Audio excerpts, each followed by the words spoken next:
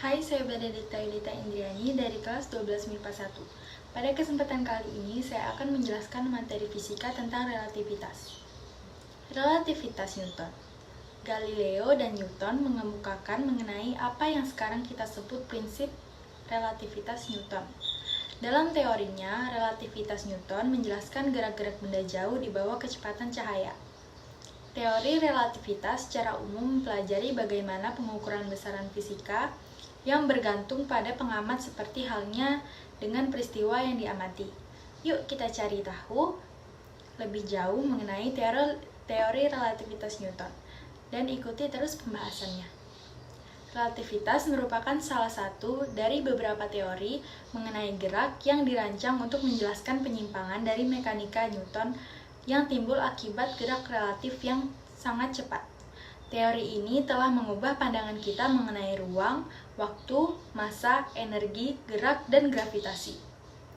Suatu objek dikatakan bergerak jika kedudukan benda tersebut berubah terhadap kerangka acuannya, di mana dalam pembahasan relativitas, kerangka acuan yang digunakan disebut dengan kerangka acuan inersial, yaitu kerangka acuan di mana hukum 1 Newton atau hukum inersia yang berlaku. Teori relativitas Newton menyatakan bahwa semua hukum Newton berlaku sama untuk semua kerangka acuan inersial ini. Konsep relativitas Newton juga menyatakan bahwa gerak mutlak tidak dapat dideteksi. Artinya, jika kita memiliki dua kerangka acuan inersial yang bergerak dengan kecepatan konstan relatif satu sama lain, maka kita tidak dapat menentukan kerangka acuan mana yang bergerak ataupun yang diam. Sebagai contoh, ketika kita duduk di dalam bus yang sedang berjalan dan melewati orang yang sedang berdiri di pinggir jalan, maka bagi orang yang di pinggir jalan, kita akan dikatakan bergerak karena kerangka acuannya adalah orang tersebut. Sebaliknya, kita dikatakan diam bila kerangka acuannya adalah bus.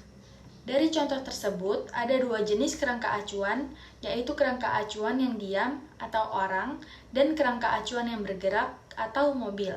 Dengan demikian, keadaan diam atau bergerak merupakan konsep relatif yang tergantung pada kerangka acuan pengamat.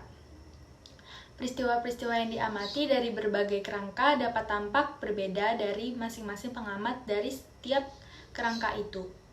Adapun dalam teori relativitas Newton ini dapat dinyatakan rumus persamaan fisikanya adalah Vx X sama dengan Vx negatif V atau Vx sama dengan Vx X plus V. Pada abad ke-17, konsep ini diterima dengan baik oleh para ilmuwan. Namun pada akhir abad ke-19, konsep relativitas Newton tidak berlaku lagi karena terjadi perubahan pemikiran bahwa gerak mutlak dapat dideteksi dengan menggunakan prinsip pengukuran kecepatan cahaya, sehingga diperoleh bahwa gerak benda adalah bersifat relatif dan bukan bersifat mutlak. Sekian penjelasan dari saya, terima kasih.